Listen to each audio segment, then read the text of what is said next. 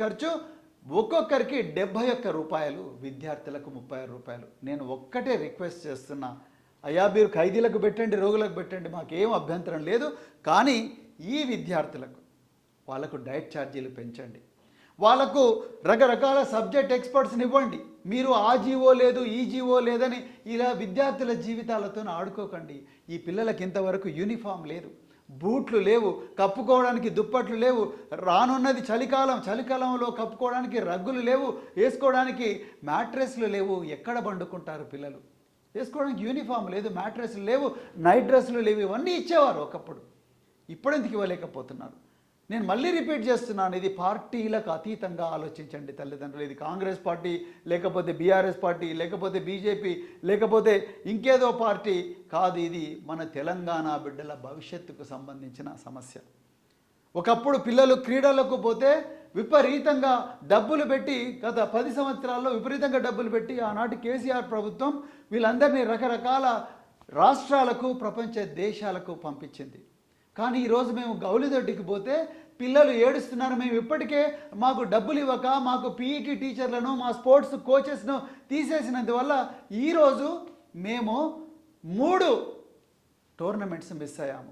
ఆగర్భ శ్రీమంతులు ఆడే గోల్ఫ్ ఏదైతే ఉందో ఆ గోల్ఫ్ నేర్పించడం కోసం గోల్ఫ్ అకాడమీ గౌలిదొడ్డిలో పెడితే ఈరోజు వాళ్ళు 4 టోర్నమెంట్లు మిస్ అయ్యారు. 100కు పైగా మెడల్స్ సంపాదించింది బిడ్డలు, కూలీల బిడ్డలు.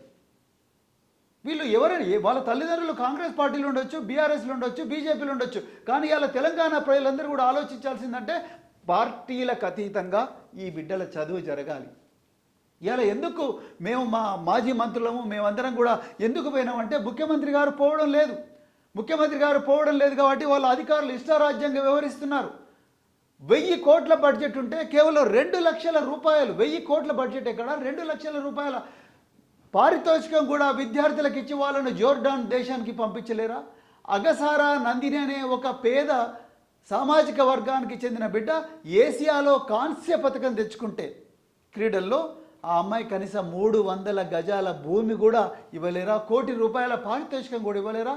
క్రికెటర్ సిరాజ్కి ఇచ్చినప్పుడు, బాక్సర్ నిఖత్ జరీన్కి ఇచ్చినప్పుడు అగసారా నందిని ఏం పాపం చేసింది? ఒక్కసారి ఆలోచించండి తెలంగాణ సమాజమా. నేను అందుకొరకే తల్లిదండ్రులందరికీ కూడా చేతులు జోడించి కోరుకుంటున్నాను, అయ్యా అమ్మ దయచేసి ఈ పిల్లలందరూ కూడా మన పిల్లలే. ఈ పిల్లలందరూ కూడా రేపు తెలంగాణ భవిష్యత్తును కాపాడే పిల్లలు, తెలంగాణ పేరును అగ్రస్థానంలో నిలిపే పిల్లలు. మనందరినీ పేదరికం నుంచి విముక్తి చేసి మూతికి ముంత నడుముకు చీపురు ఉన్న బానిస జీవితాల నుంచి, ఈ గుడిసెల్లో బతికే జీవితాల నుండి రేపు బంగళాల్లోకి తీసుకుపోయే బిడ్డలే ఈ పాఠశాలలో చదువుతున్న బిడ్డలు. పార్టీలకు అతీతంగా ఈ బిడ్డల గురించి ఆలోచించండి. మీ స్థానిక ఎమ్మెల్యే గారిని అడగండి, ఎందుకు మీరు గురుకుల పాఠశాల మీద మాట్లాడడం లేదు? మీ స్థానిక మినిస్టర్ గారిని అడగండి, ఎందుకు మీరు క్యాబినెట్లో మా గురుకుల పాఠశాల గురించి చర్చించడం లేదు? మీరు ముఖ్యమంత్రి గారిని అడగండి, ఎందుకు మీరు నిర్ణయాలు తీసుకోవడం లేదు? మా పిల్లల సైనిక్ స్కూల్ ఎందుకు క్లోజ్ చేస్తున్నారు? మా పిల్లల మ్యూజిక్ స్కూల్ ఎందుకు క్లోజ్ చేస్తున్నారు? మా పిల్లల ఫార్మసీ కాలేజ్ ఎందుకు క్లోజ్ చేస్తున్నారు?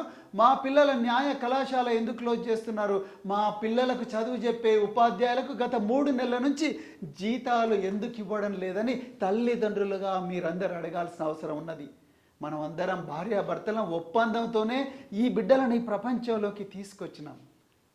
మనందరూ ఆ పేదరికం పోవాలనే ఆనాడు ప్రభుత్వం పెట్టిన గురుకుల పాఠశాలలో ఈ పిల్లలను చదివించి, ఇంగ్లీష్ మీడియంలో చదివించి, ఒక్క పైసా ఖర్చు కాకుండా ఇంగ్లీష్ మీడియంలో చదివించి ఇంత గొప్ప గొప్ప విమానాలు, కార్లు, బంగళాల్లో, సినిమా రంగంలో, విదేశాల్లో, అదేవిధంగా డాక్టర్లు, ఇంజనీర్లుగా మార్చే పరిస్థితి వస్తుందనే కదా మనం తీసుకొచ్చింది.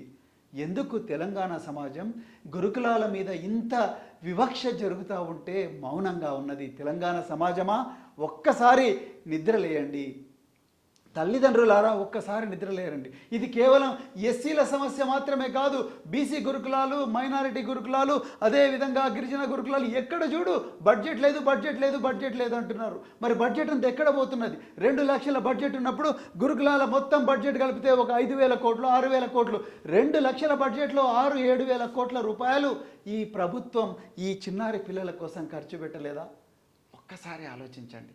తల్లిదండ్రులారా, మీరు కూలీలు కావచ్చు, మీరు ఇటుక బట్టీల్లో పనిచేసే కార్మికులు కావచ్చు, మీరు వలస కూలీలు కావచ్చు, డ్రైవర్లు కావచ్చు, క్లీనర్లు కావచ్చు, ఆటోలు నడుపుకునే వ్యక్తులు కావచ్చు, ఇళ్ళల్లో పనిచేసే మహిళలు కావచ్చు. కానీ మన కడుపు జించుకొని పుట్టిన బిడ్డలను ఇక్కడ చదివిస్తున్నప్పుడు తప్పనిసరిగా ఈ బిడ్డల గురించి మాట్లాడాల్సిన అవసరం ఉన్నది. ఈ బిడ్డల గురించి మీ స్థానిక ప్రజాప్రతినిధులను నిలదీయాల్సిన అవసరం ఉన్నది.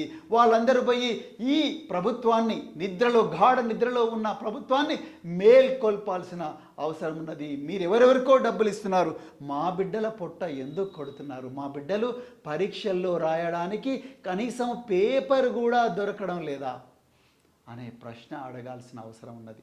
మా బిడ్డలకు చదువు చెప్పే టీచర్లకు జీతాలు ఇవ్వడానికి మీకేం అడ్డం వస్తున్నది? రాజకీయాలకు అతీతంగా దీని గురించి మనం అందరం కూడా ఆలోచించాల్సిన అవసరం ఉన్నదని చెప్తూ, మిత్రులారా, దయచేసి